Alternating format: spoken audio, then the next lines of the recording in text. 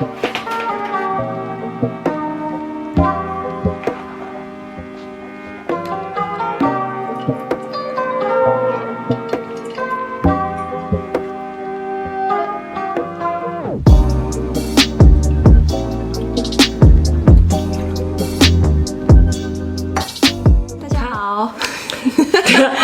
家好，欢迎来到新的一集的 Coffee Talk。这一集呢，我特别找了陪读员一起来读这本书。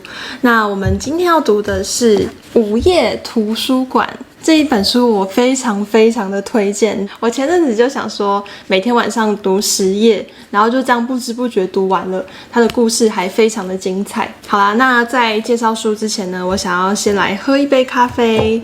我们今天喝的咖啡是手冲咖啡西达摩。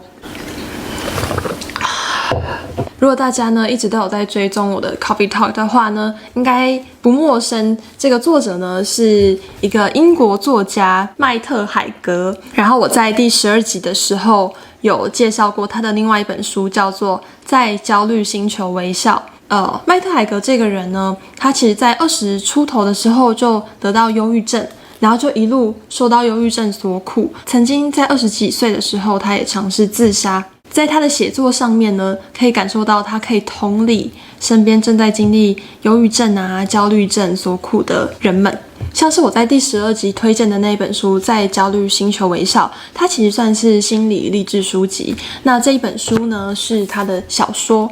那他除了心理励志书籍和小说之外，他还有出一些儿童书籍、儿童绘本等等的。大家有兴趣的话都可以上网搜寻哦。那回到我们今天想要介绍的这本书，英文是 The Midnight Library， 然后翻成中文就是午夜图书馆，其实就是照翻它的英文啦。这本书你有读过吗？这本书完全没读过。没有读过？你只有听过我推荐，对不对？对，所以我非常期待。这本书呢，我觉得它很适合正在思考人生、感到迷惘、踌躇不前的人们，或者是你对你曾经做的选择有后悔过的人们。你有没有类似的经验？就是你曾经想过，如果我选择做别的工作，或者是我选择读不一样的科系，现在的生活就会变得比较不一样呢？有想过。我现在的话会想说，如果我之前一开始读理工当工程师的话，是不是现在的生活品质会过得更好？我有时候会滑一下脸书，然后看到小学同学呢，很多以前很厉害前几名的同学，现在呢已经去大公司当工程师了，然后每天就是 po 他的识别证啊，工程师的生活，然后还有假日啊，或者是有休假，他们就会家族旅游这样子。所以有时候会觉得说，哇，他们已经在人生轨道上，相较于自己来说，会觉得他们好像跑得很快。所以呢，在一直滑社群的情况下，其实就会渐渐的让自己和别人做比较。在这个时候，你就会觉得说，哇，自己好像不如别人，然后你的自信心就会慢慢减损。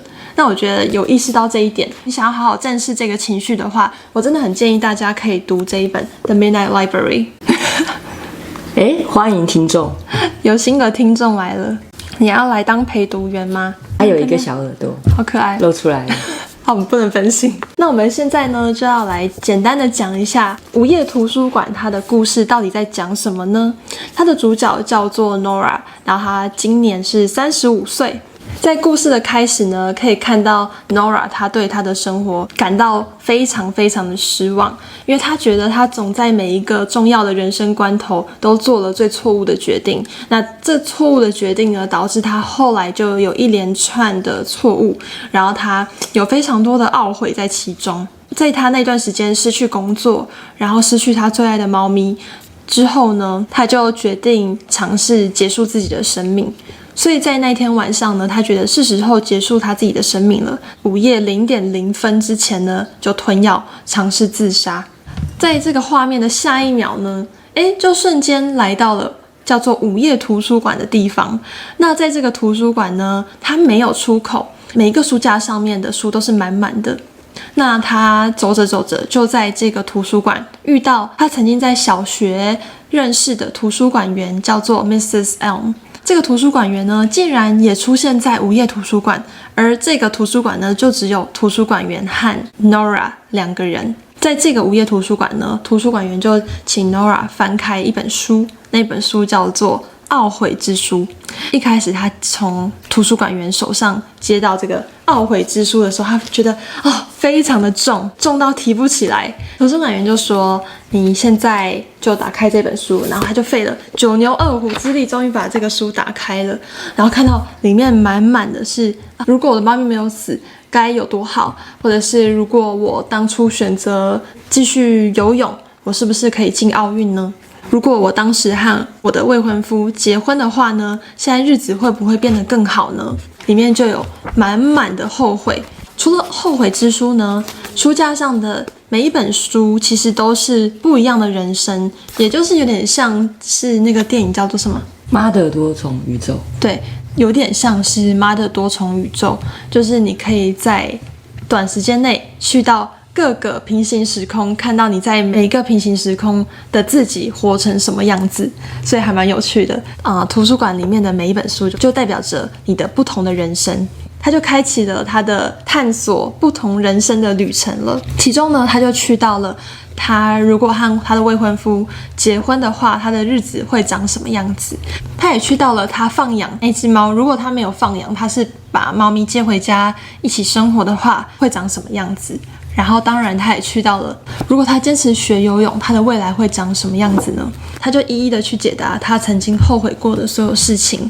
那在他翻阅每一本书，也就是每一个人生之后呢，他逐渐的发觉，其实呢，不管你去到了哪一个人生，哪一个剧本里面，都会有好的和坏的一面。其实就像我们现在的生活，对不对？对啊，像我们比如说如果期待工程师的生活，那工程师也会期待我们平凡惬意的小日子。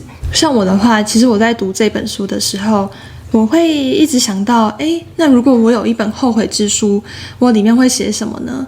我觉得我应该也会写蛮多事情的，例如说我曾经有学钢琴，然后在我国中的时候，因为经济还有课业压力，所以就把钢琴断掉了。然后呢，我就一直有一种好像没有把音乐这条路走完的这个遗憾。那还有另外一条路是考高中的时候，我一直很想要去英语科，但是我最后呢，事实上我的高中不是读英语科，然后我就一直会觉得有点隐恨，会觉得说哇，如果我高中就开始琢磨我的英文的能力的话呢，是不是我身边认识的人同侪们，然后还有我自己比较有多一点的环境可以接触到英文，因为我真的还蛮想要充实我的英文。我就想说，那我会不会我现在雅思就可以考比较高分啊？或者是我比较有机会可以到国外工作？各种如果我做这样的选择，我会长什么样子？刚提到其中一个生活 ，Nora 想要去的就是她继续学游泳的这个生活嘛。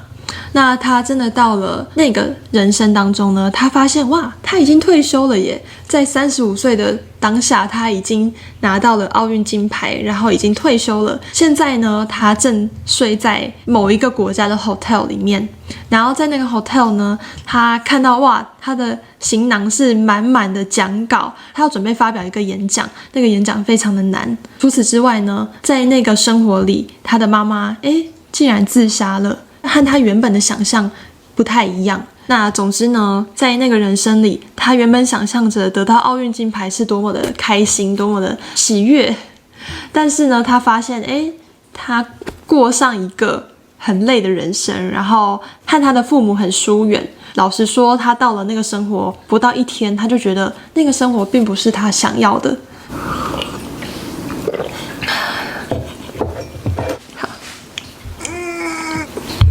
那你读这本书有什么启发吗？读这本书有非常多的启发。首先呢，就是我觉得这个午夜图书馆呢，想要告诉我们的是，其实每一个选择之间呢，会环环相扣，因此你有无数个人生剧本。Nora 她透过每一本书去探索不一样的生活，然后她就发现到，很多事情，无论她做了什么样的选择，这个选择或大或小，都一定会影响到你后来的下一个选择，或者是你下一条路该怎么走。有点像是蝴蝶效应，就是我发生的这一件事情，会不会引来一连串的影响？它都是牵连着。所以在这个书架上面呢，你就会形成无限个人生剧本。其实不管呢你是在哪一个人生剧本当中，你其实都会包含着不管是喜怒哀乐，然后你也会有很多后悔或者是事与愿违的时候。那你怎么去克服这些后悔以及事与愿违的时候呢？我觉得比起克服，应该要是去接受你会有这样的时候，因为我们每个人生剧本刚刚说到，就是像是蝴蝶效应嘛，我们在这个当下做这样子的选择，那势必着它后来会衍生出不一样的答案。那我们要接受的就是，我过去做的这个选择，迎来这样子的后果。这个后果呢，不管是你喜欢的还是不喜欢的，你都要知道说，它都是我们的选择。对，这都是我们曾经做过的选择，在当下觉得最好的选择。他有一句比较 cliché 的话，就是很多人会说，一切都是最好的安排。真的，我觉得越长大越会认同这一句话。因为很多时候呢，我们试着想要去掌控所有的事情，然后就会发现，其实很多事情不是我们可以掌控的。即使我们真的在那个当下掌控了那个选择，也不一定那就是最正确的选择。自然而然就会有所有的安排，让你去学习到更多的东西。透过 Nora， 我觉得我们每个人都有点像 Nora 啦。我们可能常常会想到很多时刻是有后悔的，然后如果我们时间重来，会再做另外一个选择，另外一个决定。但是到这个故事的后面，你就会了解到说，其实没有完美的人生，然后你也不用想着要怎么去克服，其实最好的方法就是去接受那些不完美。说到完美主义呢，大家可以去看我的第一集 podcast。那第一集我就是提到，我从小到大就是一个非常有完美主义的人。身为一个完美主义的人，可以怎么去看待这件事情？然后你在未来的生活当中，你可以怎么去做调整？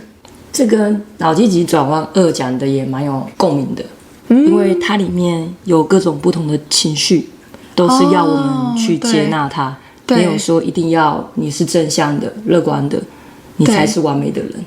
很多人会忽视那些自己觉得很负面、不能见人的事情，但其实那些情绪，悠悠啊，然后阿娇啊，其实都是存在在我们心中，我们没有办法去忽视它，然后也不要觉得它的存在让你的人生看起来不完美，我们就要去接受所有的情绪，包括我们刚刚所说的后悔的事情。剧情最后的方向怎么样呢？大家可以再继续看一下这本书，我觉得看完真的如醍醐灌顶一般。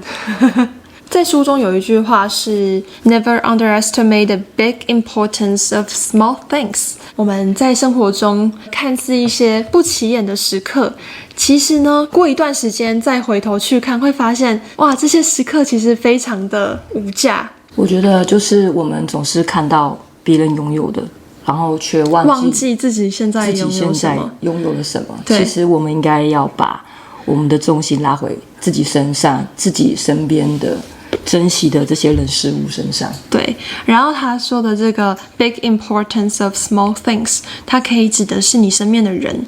你可能现在和家人一起住，然后你觉得家人真的很烦很想要赶快搬出这个家，或者是你现在可能拥有这样的职位，然后你觉得说我每天都做一样的事情，真的好心累什么时候才可以升职？什么时候才可以财富自由？我们应该在当下就去庆祝每一个小小的成就，例如说，我今天终于把我的衣服拿去洗了，拖延症，或者是说，我今天喝到了一杯好喝的咖啡，对，我今天听到了 Venus 讲了好听的故事。到故事的结尾呢 ，Nora 就说：“我到底要怎么办？我真的不了解要怎么过这个人生。”这时候呢，图书馆员就对 Nora 说了最后一句话，就是 "You don't have to understand your life, you just have to live it." 我们不需要完全的理解所有生命的意义，我们只需要好好的活下去。就是说，活在当下的意思。对，你就是去活着，就是最大的意义。图书馆员的这句话其实非常的有力量，这是他来到午夜图书馆前还没有学到的东西。那你连续读了2本这本作者的书籍，你觉得他有什么特殊的需要你推荐的，或者是他的风格如何？我觉得这个作者麦特海格呢？